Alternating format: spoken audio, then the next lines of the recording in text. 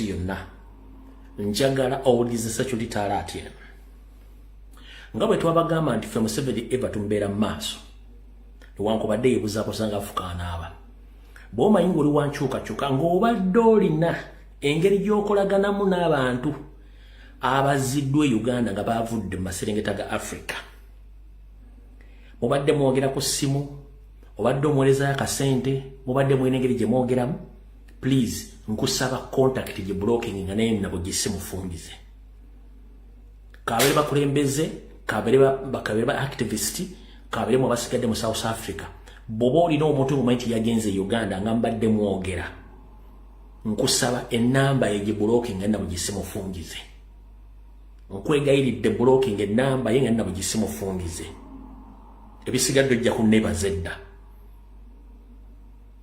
nkiddamu bw'oba oli mu South Africa ng'abantu abazze Kampala mukyayogera nabo oli mu bulabe bw'oba oli mu diaspora ng'abantu abazze South Africa obadde oyogera nabo abazze Uganda mukyayogera nabo blocking enamba ezo buli kimu kiveeko toddamu kwogera n'abantu mpaka further notice bw'osigala ng'oyogera nabo ojjapo oyiye amanda mu mbugo ngenda kugamba nti ku bonna ku 10 bonna abazzeeyo 8 bonna bagenda kufuuka bakozi ba Museveni nga bamunoonyeza amawulire ag'enjawulo nga bagajja mu abo bannayuganda okwetola ensi yonna bebadde boogera nabo mu ngeri y'omu endala era mwabali South Africa ne mu nsi endala temwewuunyanga bano babatadde n'omulya nti ate yafunye visa adda mu America yafunye visa agenda Canada yafunye visa agenda mu Ngereza oba agenda mu Europe oba akomawo South Africa teweewuunya oba namwe abali ku ground ba comrade teweewuunyanga omuntu amaze okukola training ye oba amaze omusomesa n'omuteeka mu saturation nabanga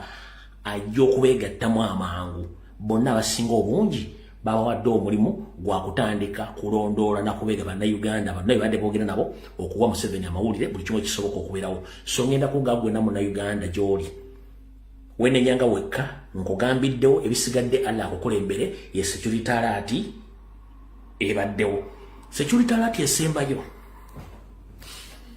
bannayuganda nzize nga mbagamba wano ku kusibaga abaana bammwe mu masomero ku lw'empaka naye nga bamulooza byakusaaga e Uganda waliyo omusujja naye nga si musujja gukwata omwana wo mu nnaku ezi abeeramu kasenyiga n'omusujja tasobola kusimattuka afiirawo gutandika okutta okuva ku myezi 6 mpaka ku myaka 4 ku 5 naye ng'okusinziira ku bakugu baŋŋambye kino kivudde mu kusibaga abaana okuva lwe batondebwa ku nsi okutuuka lwe bamaleeyo empisa ezo ze babasibaga n'endala ez'ekikungu zabasibagira ku masomero ng'abazadde baabwe tebamanyi ezo empisa ze bakola basibaga nga bazadde bamanyi ze ziviirako abaana okufuna mmwe kimuyita omusujja ekibattirawo mubagirawo mu nnaku ezibbi naye nga nzijja mbagamba mulekeraawo okukkiriza amasomero okusibaga abaana bammwe nga temumanyi mulekeraawo okuwayo abaana bammwe nti mbasibaga ne mugaana okuwulira kati mujja kiwule naye nga nzize mbagamba nti mwegendereze nnyo okuwayo abaana bammwe oba okusibaga abaana bammwe nga temuwulira nekyo nakyo nkimaze ku Security Alert kati njala tugende ku vidiyo yatuleese tutandikiddewa okusookera ddala njala tegeeza ensi ne bannayuganda mwenna abakyebase abazuukuse abatannamanya enjega egudde mu Uganda olunaku lwajjo Vice President wa Buganda Region era nga mukulembeze wa National Platform Honorable Muwanga Kivumbi olunaku lwajjo yateereddwa kakalu ka kooti era yoga mpaka mu maka ge e Butambala yeegereddeko n'abantu be mu ngeri yonna yasobodde okwogera wabula olwaleero bw'amaze okubuuza ku bantu abaddewo n'asalawo ataave mu maka ge ag'e Butambala ayolekere mu maka ge ag'e Kampala abuuze ku bantu akole n'emirimu gye gy'obuntu then abadde atuuka Empigi ne bamulyawo over amagye ga SFC ne gamulyawo ne gamuwamba ne gamutwala mu kifo ekitannategerekeka n'olwaleero wetwogerera essaawa zino ekikolwa ky'okuwamba kino nze sibadde surprised okuba nti kibaddewo lwaki Bukyanga Museveni ajja mu buyinza abadde anti-law. Tayagala mateeka. Museveni ayagala nnyo okukozesa ekigambo kye bayita humiliation, okuswaza omuntu. Ne mutabani we kati kyakola. Mbu baagala nnyo okuhumiliatinga omuntu ogwemu ekitiibwa mu bantu akakodyo babadde nako ebbanga lyonna. Naye wandikola ekintu okulumya omuntu n'owunzika ng'oyamba muyamba ekkiriza. Museveni emizannyo abadde agizannyanga during Kayola's time n'abakulembeze abalala ba poliisi nga kooti bw'eta omuntu n'emu oweyimirize. Ko abasirikale bennyini ku kooti bakwata omuntu oyo bamuwambira bamutwala. Kati olunaku lwajjo olw'okuba nti wawaddewo pressure okuva mu UN Human Rights Council emutadde ku pressure okulaga accountability y'abaana ba Nuupu n'abasiba abalala. Yabadde alina okuta Honorable Mwanga Kivumbi ate aleme mukwatira mubagirawo ku ssaawa ezo mu maaso ga kooti. N'asalawo akireke naye nga mission yabadde yamukwatira ku kooti immediately bamuzzeeyo ne bamuleka n'atambula n'atuuka mu maka ge. Era ne batandika omutwakinga mpaka bamukutte mu ttundu lya leero. Mbadde nga nzija mbagamba ebbanga lyonna nti bannamawulire bonna ebitundu 40 ku buli 100 bambega ba gavumenti. Ne ngamba ba comrade bakulembeze ba National Platform mwewale TV ne radio station za Uganda. Tetusobola kulwana Museveni nga mukeera ku makya ne mugenda ku BBS telefayina. Tetusobola kulwana Museveni nga mugenda ku CBS FM. Tetusobola kulwana Museveni nga mugenda ku Baba TV. Tetusobola kulwana Museveni nga mugenda ku Natasha Broadcasting Service. Tetusobola kujjako Museveni nga mukyagenda ku Bukedde. Abakulembeze ba National Platform ba comrade waliwo ebintu bitono nnyo bimulina okukola okulaga ensi nti waliwo ekitali kituufu mu Uganda. Abakulembeze ba National Platform mwenna ne ba comrade mwewale TV ne radio za Museveni. Ekintu kino kibagambye nti ebitundu 80 ku buli 100 bannabule bonna Museveni yabateekamu balina omulwe ku pedal. Era abako balondodde Mwanga Kivumbi omutuusa omukwatira empigi babadde b'amawulire ba Natasha Broadcasting Service buli kimu kire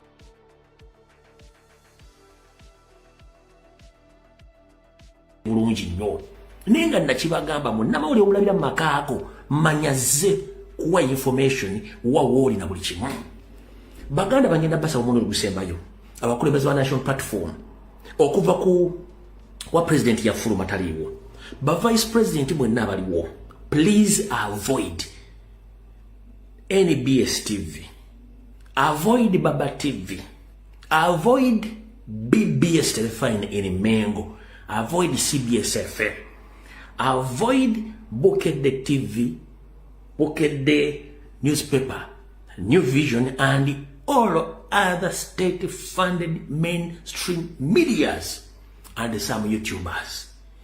If you fail to comply with our information which we give to you on a daily basis, you will suffer and you end up losing your lives. I'm requesting you for a first time, please avoid Natasha Broadcasting Service, that is NBS. Avoid Bukedde, avoid New Vision, avoid Baba TV, avoid BBS Telefine, avoid CBS FM, avoid Mengo. But guys, you have refused. Remember, it is on record. BBS Telefine, which is situated in Mulange, Mengo. It's among the television funded by the state. And even some staff members or some journalists who work at BBS Telefine, they end up losing their lives because they get to know more information about the agenda of Mayiga and his friends in Uganda. Those boys and girls, they end up losing their lives because the state operates under keeping people without getting proper information. So, leaders of National Platform, our comrades in struggle, please avoid state-funded radio stations and TVs in Uganda. If not so, you are gone. Kati, eno yenkwata jiba kutemu Honorable Mwanga, kati tunagenda wala nnyo. Ana yenkwata jiba kutemu Honorable Mwanga, ne kansoke tulabe kana akatambi, Wakatusoka tule kino ekifaananyi. Katusoka tule kino ekifaananyi. Be babadde mu kukwata Honorable Mwanga Kivumbi ng'embalaba. Bwe bati bakawuula. Bwe bamukutte omujja mu motoka. Bwe bati bamukutte.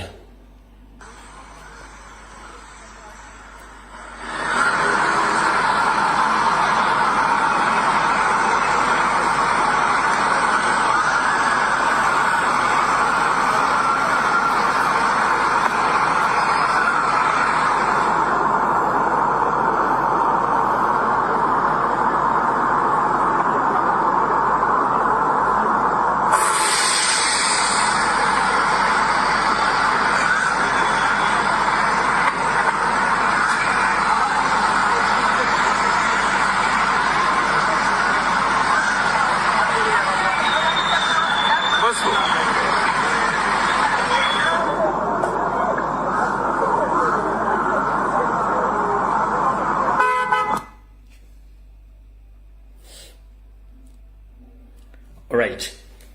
Abagala okukabira mu ange ene endala kankabweko mu ange endala.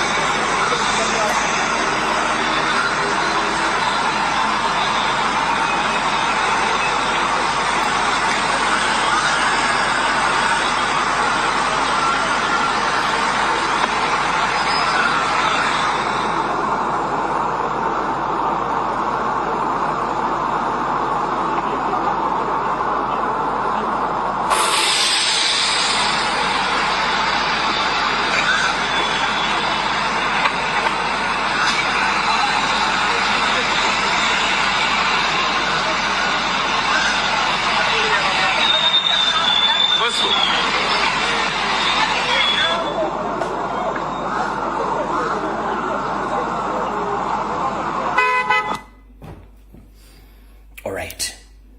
Bwe batyo beba mukutte. Bino byebigawo by'omusasi abadde ku ground direct abadde no Honorable Mwanga Kivumbi no byayogedde wulira bulungi nnyo. Kyalumbe nkulamusizaako mukama wange.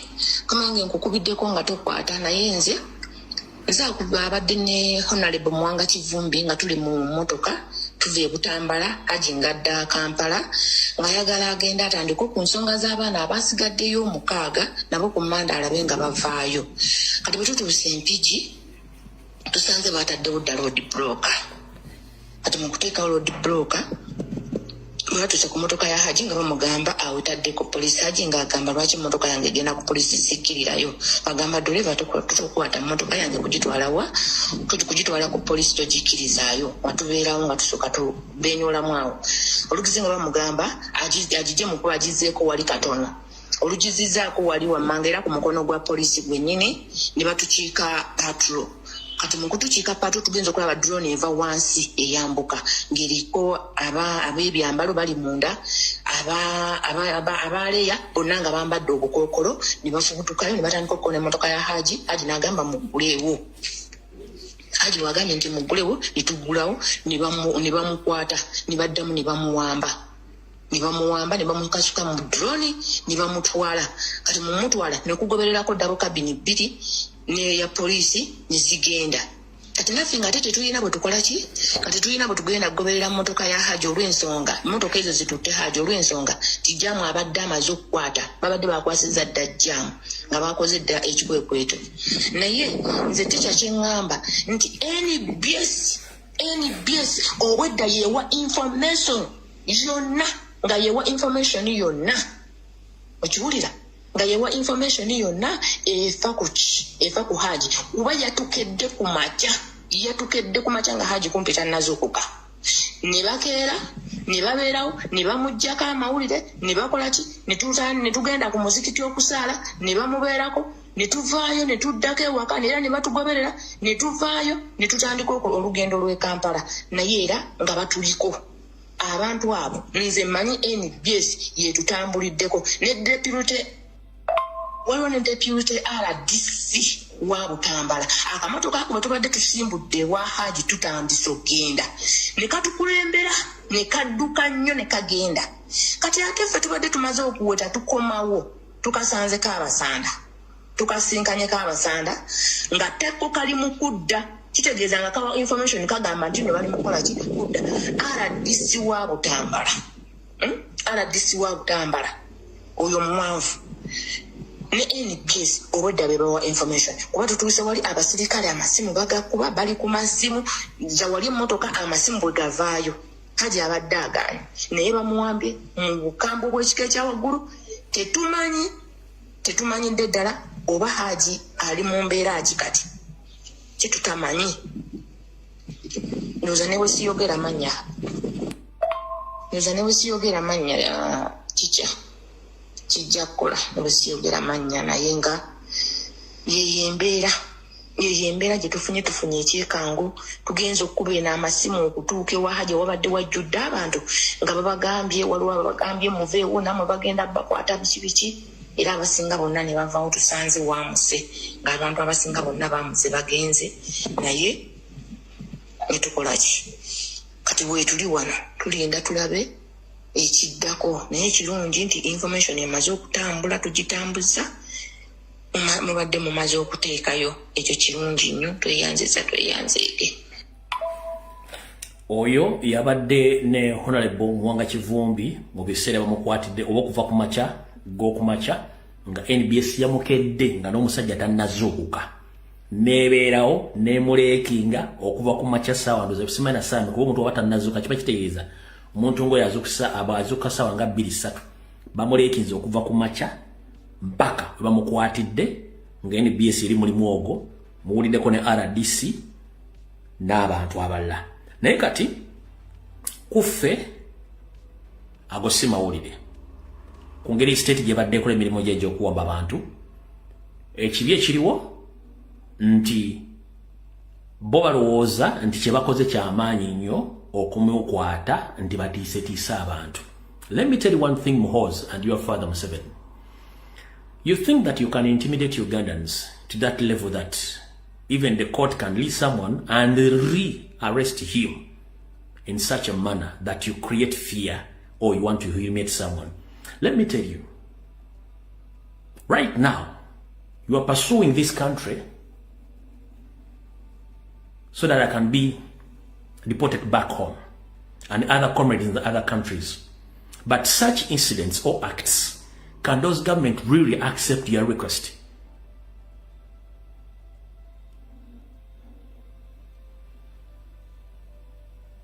So you are pursuing the country where I'm seated right now, that I can be deported back home.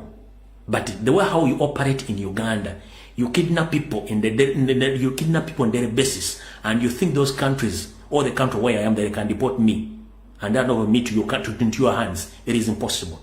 So the system of thinking that you can arrest someone, you humiliate him. No, you can't humiliate anyone. No, you keep on exposing your system and the way how you operate.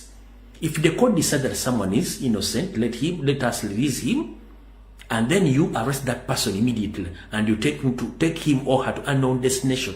That means you are in fear. You are operating under fear, and history repeats itself.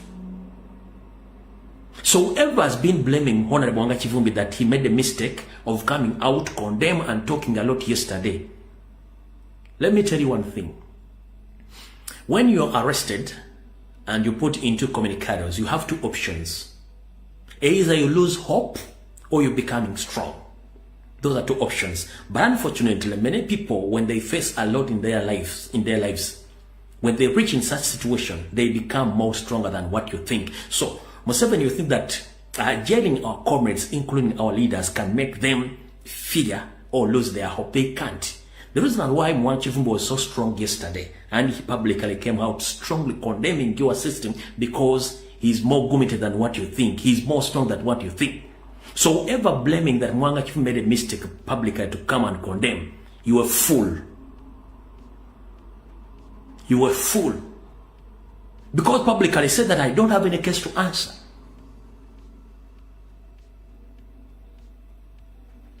So publicly, he narrated each and everything which happened during the day when people were killed in his residence.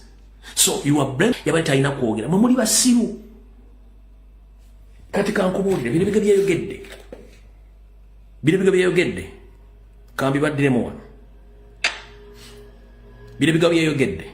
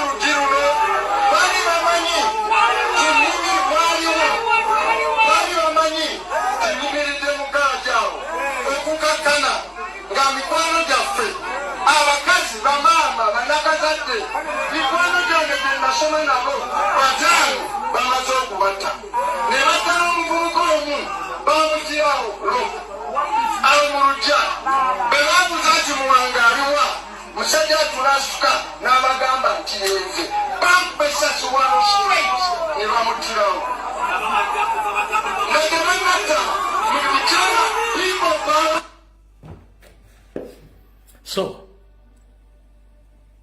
kanjibadire mu side iri mu angeri ngera bo ango biri bino bigemu ku mukulembeze byayogedde ulira bulungi nnyo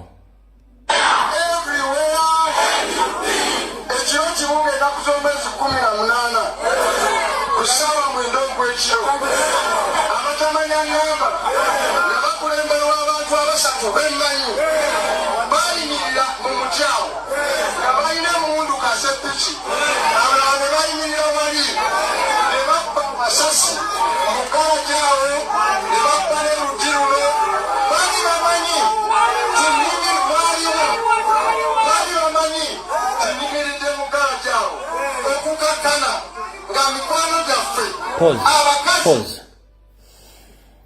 Mohozi dere drinking general nekitawe kikyora bakino ekyo kikyora bese kamera eyo se kamera pause eyo se kamera goza bagitadde wojjo goloza kuna kulo mwakuba masasi information tebagina data bagina just njagadde ku pausing eyo se kamera enyumba ya honorable Mwakivumbe ejudde kamera details zizo na information bagirina. The reason as to you panic, the UN Human Rights Council approached Museveni and his son, and they were suggesting to set up an independent investigation team to investigate the incidents which happened at Mwanga Kivumbi's home after elections. But Museveni got panicked and decided to release Honorable Mwanga Kivumbi, and later he had kidnapped him to death. So that's the camera, and other cameras in different angles. Footage is there. So whatever you're going to do on Mwanga Kivumbi right now, the information is there, the evidence is there. One time you will pay for the crimes against humanity. That's the camera. That's the camera. Njagaddo Baraga, where you get it. Ku crime scene n'ebitu by'amasasi bikyaliwo.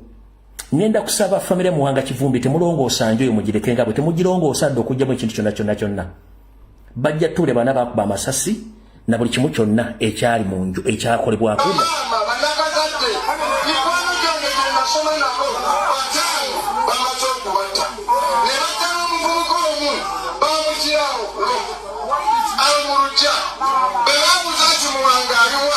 Musajja tulasuka n'abagamba nti yenze bampesasi wano straight ne bamutirawo nga tebamata mu bikyala bikoba. Alright, kati kyoba kitegedde era yono yennyini wano nga nnyonnyola biki ebyaliwo kuba kati twagala Baraga nti kyonna mukola kyammenyi mu amateeka kankuddize na wana akatono nyowulire bw'ayayogera. Tebalina kuguudo babatidde mu ndomo mu nyumba badde banoonya ebituli by'amasasi obiraba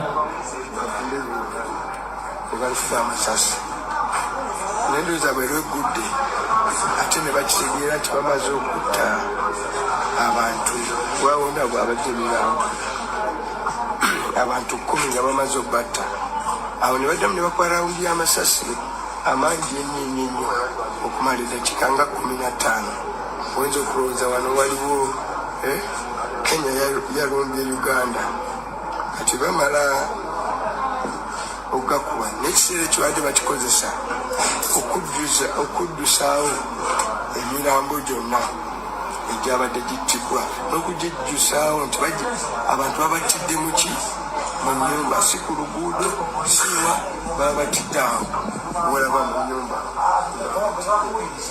nebajjusawo emirambo egyo gyonna nabadde n'abantu badde mu mmotoka omwo balabye buli ekigenda mu maaso nga basitula enjati buli aliki nga bamudusaawo nina ba agents abakumi kikosi buli obwadde buwedde nga balina essanyu nti bawangudde era n'abawagizi bwe bali okutali musango naye kutabadde batandise eddeeyo ekibibi gye babadde bantu babalabidde nga bagezaako okukyusa ebivudde mu tuki mu kulonda saa zenjogerako zaddemu endezi ekiro balumidde wano era ne batera abantu bonna babatutteko. All right. So, Derek Drinking General Mahos Kanyarogaba and your father Museveni. So you think that the public doesn't, and the public knows. So whatever you are going to do, or whatever is going to happen to Mwanga Kivumbi right now, after kidnapping him, the world knows. The world knows. For you pretend that you want to humiliate Mwanga. You can't. You. That's not humiliation. No, you keep on exposing yourselves in the public, and the world knows. That is exactly. But His Excellency Robert Kyagulanyi Ssentamu, Leader of Opposition Mukulu Joel Ssenyonyi, General Secretary David Isuwe Wongoya, Member of Parliament on National Platform CAD, and NOP leaders in Uganda, please listen to my message very carefully.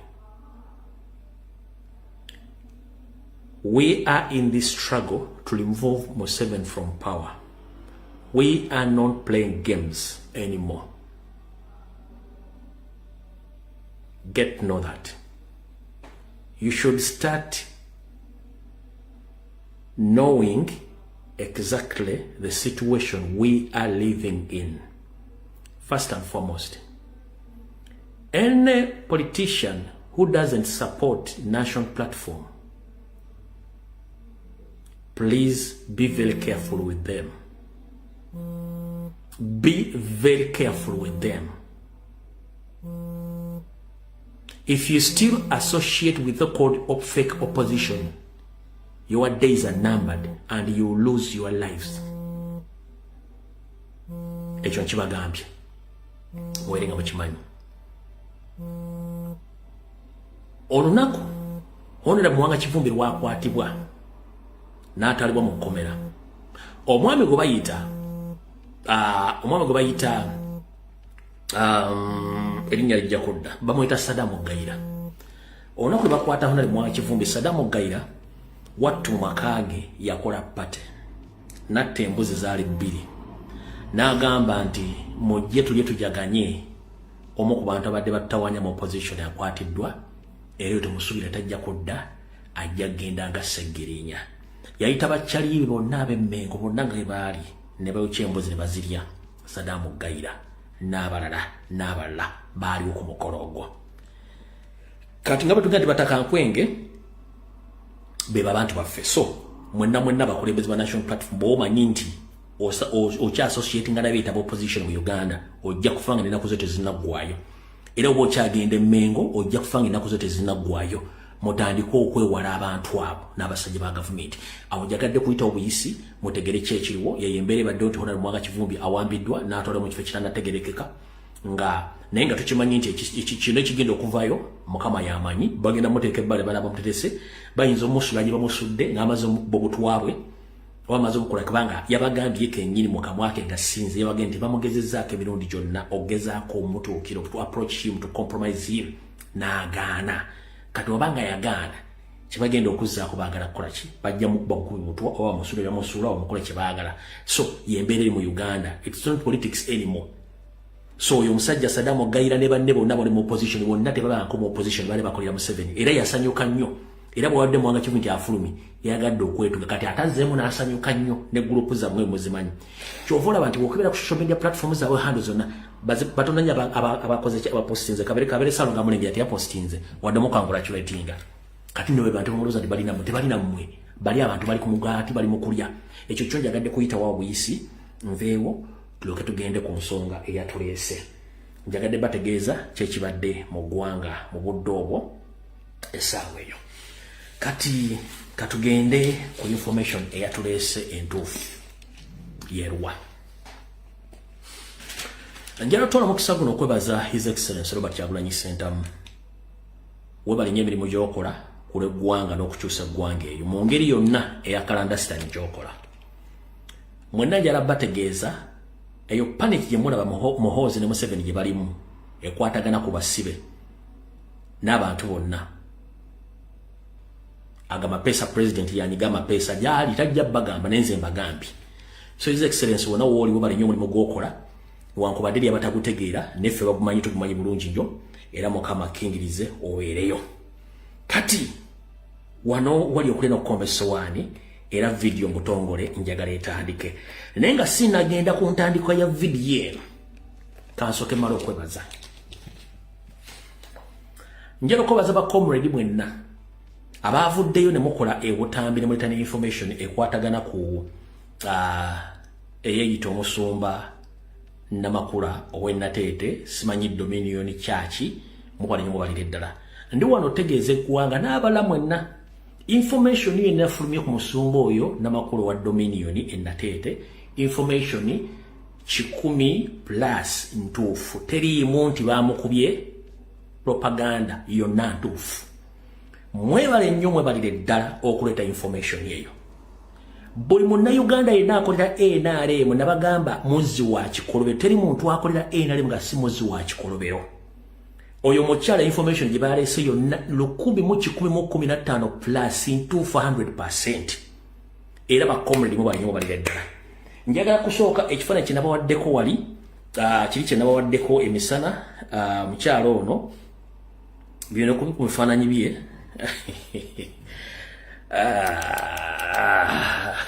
tunatandika kino ekifaananyi yabadde amaye tetusobola kifuna yoyo nno ng'ali ku business house ye yoyaawo nga tannayingira Cowlight business ate mulaba different color but one person era buno obugoye bweje emirimu gya animal feeds omula bulungi nnyo nga watannakwata mu kizigo ng'akyali ku location ye wali enateete omula bulungi nnyo obugoye abamanyi bulungi nnyo baba animal feeds omukyalo ono yoyo yennyini kati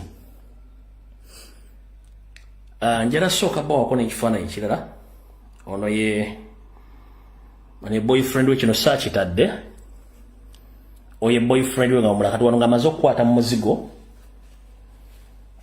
awo ng'amaze okukwata mu muzigo obulungi ennyo ng'ali ne darlings we awo ng'amaze okukwata mu kizigo obulungi nnyo ali ne darlings we oyo omukyalo oyo kati information gye mwafulumiza bakomredi mubali nyo mubalire ddala information eyo nnungi nnyo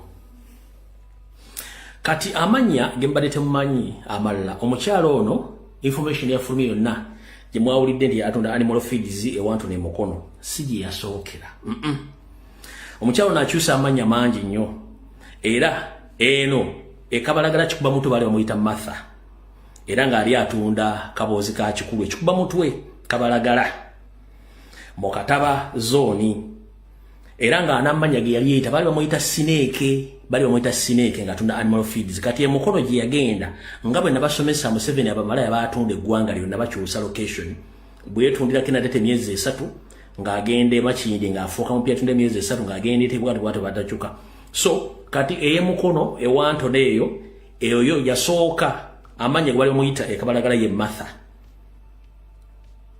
era atunda emmere y'ebisolo animal feeds nga yeetunda ne kabalagala mu Kataba ng'amanya ge bamuyita bali bamuyita Snake kati Snake wonna woli abaana bakulinako information abaana bakuinako information gwe Snake eyita pastor mumanyira nnyo nga muyina ebikololo byammwe abaana balina information yona information yafulumi bongeddeko ndala ene kabalagala kikuba mutwe bali bamuyitaani bali bamuyita Martha nenga code name bamuyita Snake ekabalagala kikuba mutwe ne kataba ne mukataba yali atundira animal feeds kati yoyo omukyala yabadde amanyira president amanyira struggle kati ekisigadde eno video jagiraba bodda mu okwasa matugenda kusindikira ate squad endala yonge egenda kunonya bigere ko bigere ojja kiwulira kata wenjagadde okukola ki wenjagadde ba confirming information ya fulumye gba sisiga information ya fulumye eri 100% plus clear and correct katika tugende ku information eyatulese Kansulate mukuru Joel Ssenyonyi otuuse, a president atuuse, leader of opposition atuuse, n'abalala batuuse, mulye bulungi nnyo. Alright. Muwuliddeko ebintu bingi nnyo abapoligirigi nga boogera. Bingi nnyo amaanyi balina mangi nnyo. Naye bino ebigambo bye njagala obbagamba. Mukulu Joel Ssenyonyi nkulamusiza Kansulate oli bulungi. Bono bakaba bukusaliremu obufune ne bannayuganda abakulembeze ba National Platform ebigenda mu maaso mu ggwanga naddala ku saidi y'obulyake obukenuzi bugenda mu maaso mu ggwanga ne komedi waabwe aliwo okwata abalowoozi okuba nti baali enguzi oyo komedi naye ng'aluubirira kibiina kya National Platform n'obukulembeze bwakyo n'okusingira ddala mukulu Joel Ssenyonyi. Kansoke nkuweko ekyokulabirako ekitono. Gwe wenna eyali abadde omwana nga bakuzaala bbali ne bakuleeta mu maka ga kitaawo nga mulimu omukyali si yakuzaala step mother. Embeera gye bakuyisaamu eyo si gye bayisaamu omwana w'omukyala ali mu maka batono nnyo ku bakazi abo babeera ku bakazi abakola okulabirira abaana babajja baabwe nga balabirira abaana be ku 10 kuliko 10 ekyenda tebasobola kikola. Kati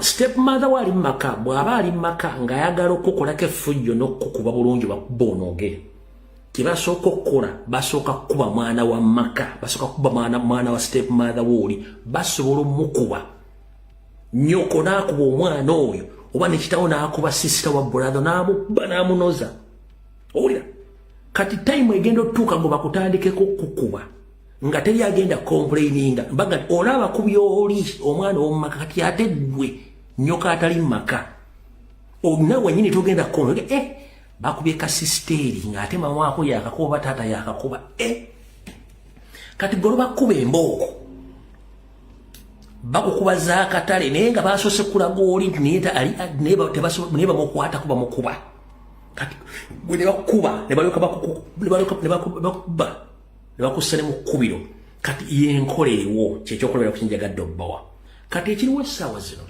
mukulu Joel Ssenyonyi obukulembeze wa National Platform lwa Uganda mwenna ekibiina kya Polygirigi ekikulemberwamu mutabani wa Nyade Soferi nga ne musajja mu Tanzania munna Kenya Muhoozi Kanyarugaba drinking the cow dancer bazanya jango nkwekule gwe mwasooka okkuba ne mukubiramu Anita Amonge eyo feezi neefa kubanga ali anoonya popularity ejje mu public kati nga kyagala okukola mbwayagala azanye emizannyo nga ejjawo omulangira wa Saudi Arabia eyasooka okufuna resistance mu bantu naye oluvannyuma yagenda yeesettinga ng'akwata ku Baganda bonna bali mu buli olulangira aba public figures bonna bali mu gavumenti n'abakwata n'abateeka emida seti n'alyokazikuba n'aziza mu sisitimu kati abasaudi beeyagala era ye n'ava mu mawulire n'asigala kati ng'afuga eggwanga teryamugambako nono kyagezaako okukola naye mwakikubbirawo first time nekifa oba ntegerekese kati akakodyo keekaluwa akakodyo keekano mukulu Joel Ssenyonyi wonna wooli ngenda kukusaba tereeza ebitabo byo ebyembalira mu yafeesiyo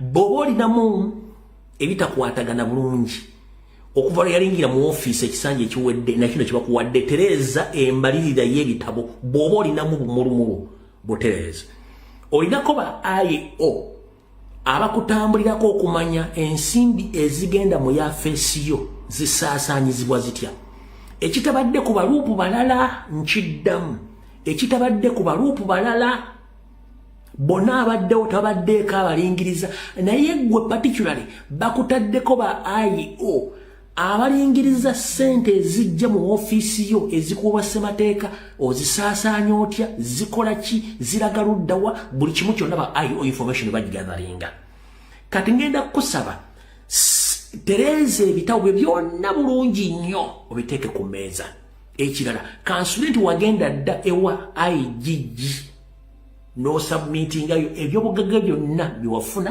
byewalina nga tonnayingira politics ne byewafuna ng'oyingidde politics kansule nti neyo sekita eri kiriya bulungi nnyo bw'omaze okulongoosa sekita eyo yonna ng'eri kiriya bulungi nnyo kati tuula ndukuviire ku ntono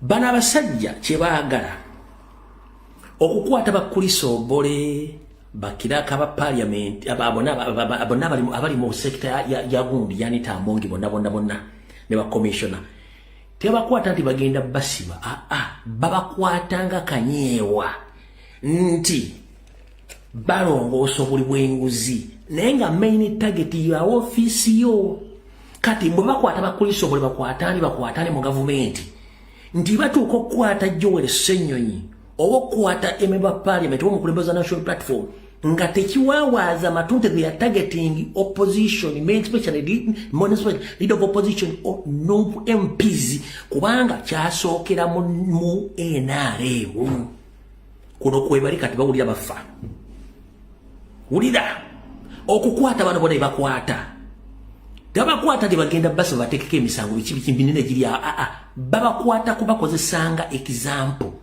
ndi banatuuka okureidinga leader of opposition oba MP oba bakulembeze ba national platform nga tekiwawaaza matunti they are targeting no kubanga kisoose waabwe eri kyekiri kyenkuwadde mu ntandikwa negamba nti omwana bw'ojja mu maka ga kitaawo nga nyokali ng'omukazi ali musi yakuzaala bwe bakupangira lukwe lukuba onoge bulungi basooka kuba sister oba bulaza waaliwo n'omanya nti katola bakubye oli mamwanga yaaliwo nga ne tata waaliwo bakwatako nze banzise kati ke kazannyo ke balimu kale n'olwekyo mukulu Ssenyonyi kimanye nti emizannyo gyonna egizanyibwa sibakutte kulisa obole sibakuttaani n'abala bonna nita amongi no they are setting a precedent that they are trying to enter into your political arena, into your office.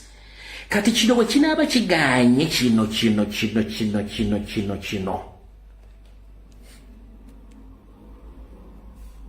bagenda kusindika parliament mu luwummula luno mwe bagenda okuleetera etteeka lyabwe liri erirongoosa mu kawaayiro akateekawo luupu mbu kye baagala okusookera ddala mu luupu alina okubeera nga alondebwa ebibiina by'obufuzi byonna bivuganya gavumenti kye baagala. Ekyokubiri mbu baagala luupu ng'asobola okuggibwa mu ofiisi. Ekimujja mu ofiisi mbu singa aba alemereddwa okulaga embalirira y'ensimbi eziteekeddwa mu yafeesi ye.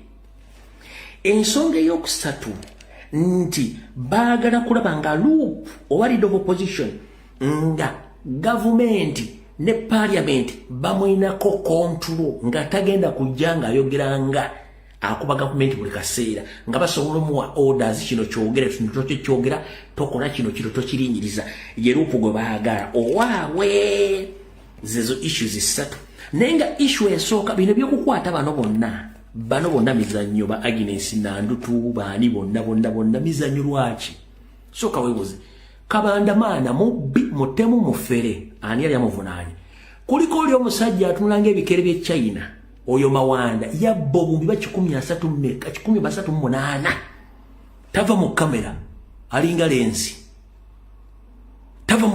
lenzi mubbi muzibu didigi si mubbi mulwadde yonna Piero yubabbi naye be banoonya ababbi lwaki ekyo kisajja kye bagambye kino ekireeta etteeka ekyo kireeta etteeka ekyo information just na confirming na yali mulukwata Gita Singers mune kesi jeriko aina kesi yabalukwata Gita Singers na yeye mu kesi ya kumamo kubo na sindika droni zange zikyanoonyeza ku kesi eyo kuba nti naye walukwata kati njagala mumbulize njagala abantu bali ku ground mu constituency eyo omusajja munonyize ku information ekwatagana ku kesi eyo kuba nti omusajja yali mulukwata Gita Singers oyo omusajja oyo suma mwitani oyo MPR teteka erijawulo kati yeyo mukulu gyewe Ssenyonyi ebigambo mbikuge bulungi nnyo wegendera as well wolya wonywa wotambulira beera very careful kubanga tebakiwala tebaswala so yenna ina information ekwataganako ekisa kinnamala about okuba nti walukwata Gita Singers bambi njeetaaga kati tuvudde waawo bwe tuvaawo Nyandi Yosoferi ateekeddwako akazito ekitongole ekirwanira eddembe ly'abantu mu nsi yonna kye bayita UN Human Rights Council ekitongole kino kimutaddeko akazito okulaga transparency ku bikolobero ebimwogerwako nti yabikola n'okunyigiriza bannayuganda bakwatibwa nga tebalina misango abasibiddwa nga tebawozesebwa ababoziddwawo n'abo abakolako ebikolobero ne batafuna justice Museveni bamutaddeko amaanyi alage ebintu ebyo kati kiki lipooti bwe yamaze okufuluma kiki bagenda okuzzaako Mr. President Robert Kyagulanyi Ssentamu famire z'abantu bonna abattibwa abawambibwa n'ababulizibwawo njagala information eri very crucial nnyo era mmanyi waliwo gwe bayinza okukuba masasi obalina gwe bayinza okuwamba essaawa zino kubanze ngenda kasitula bannaddibanga Pro Max nga nkataddeko ng'omanya nzize kubaabya kati wulira kansulenti muntagidinga wano omusajja gwe bayita Adonia Ayebare omusajja Omunyarwanda atonye Mooli abadde akiikirira Museveni mu lukiiko lw'amawanga amagatte mu America gwe balonda okubeera ng'akolagana ku nsonga za Uganda amawanga amalala Adonia Ayebare ne mutaginge ajje wano ngenda be exposinga muwulire bulungi nnyo ekitongole kino bwe kitadde Yoseferi ku ntandaalo akinnyonnyole era baleeta obujulizi obulumeka abantu bano balina okunywa ku mazzi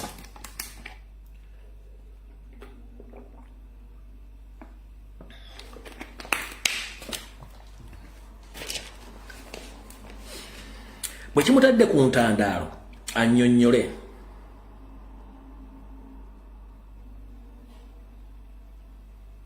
omu kubeeyita abagezi be ng'abadde mu UN nga kati afuuse kirerezo wadde tannafuna mulimu gwe bayita Adonia Ayebare n'amugamba muzeeyi you don't need to panic we ever have solutions so we have solution for that and very soon we shall initiate the solution to calm down the UN Human Rights Council and other international organizations about what they claim that there is human rights abuses in Uganda. So we need to initiate the plan which I'm going to give you right now. Calm down, don't panic. Oyo musajja Adonia Ayebare Omunyarwanda atonye Mooli mbega abegira Rwanda atenga talina busibuko mu Uganda. N'agamba Museveni munnange wadde bataddeko akanyaga nina enkola endala gye tusobola okukola okulaga ensi nti we are here to stay ate we are going to confuse each and every one in Uganda. So Mr. Adonia Ayebare, how are you?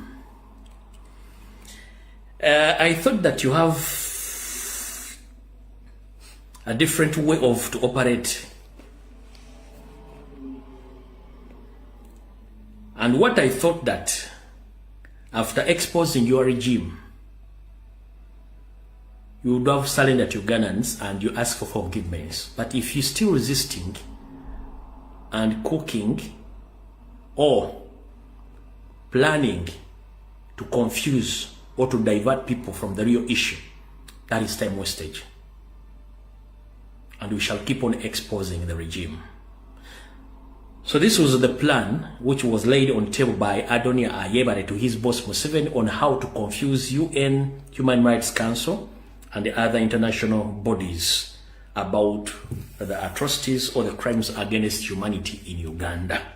Bino Adoni Ayebare yageye mukamawe. Yamugambye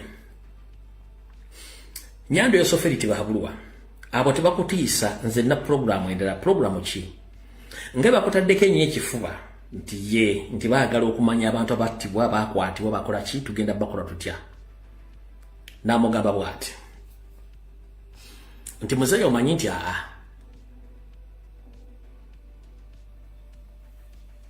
etteeka lisoma litya mu kooti singa bataddeyo omusango nti etteeka lisoma omusango bwe gugenda mu kooti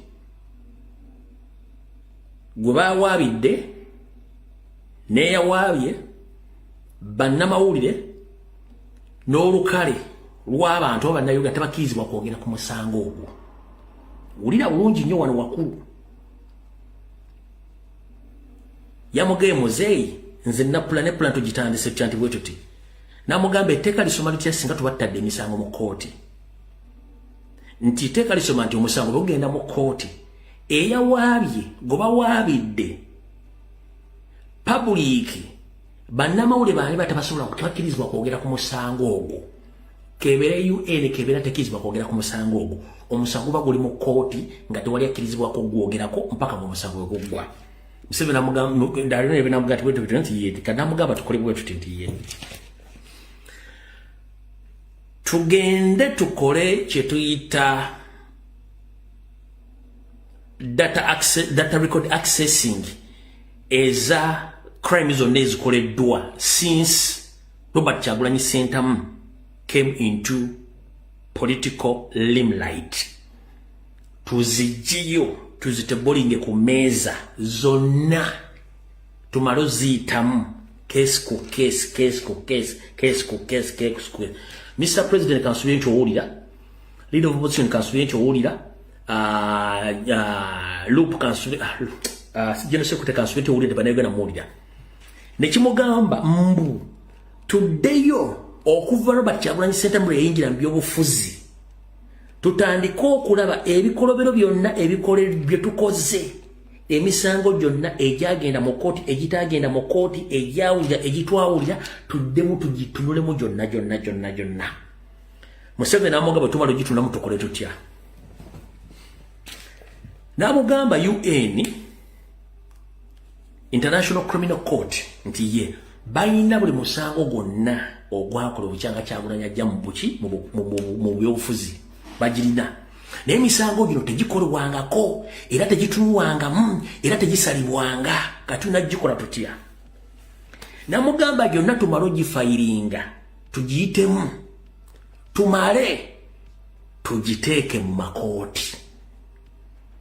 Bwe tukiteeka mu makooti emisango gino giyitibwe gitandika okuwozesebwa. So teweewuunya ng'emisango gyonna gye tubadde tuvunaana Nyandwe okuva president lwe yayingira ebyobufuzi n'okutuuka olwaleero nga kooti mu Uganda zitandise okuwuliriza emisango egyo. Manyi kati embooka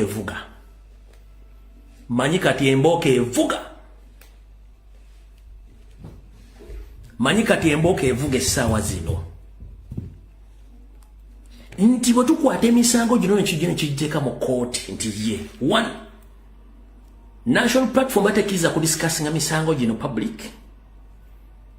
UN yenyini UN Human Rights Council tekkirizibwa kudiscussinga misango gino nti bannamawulire banonyezeza bakkiriza kudiscussinga misango gino nti ye n'abantu sekino tebakkiriza kudiscussinga misango gino. So we can use this opportunity to buy time as well. Emisango egimu tugite tukkirize nti gisinze era begisinze basiwe family zaabo abatusibwako ebikolobero basasulibwe.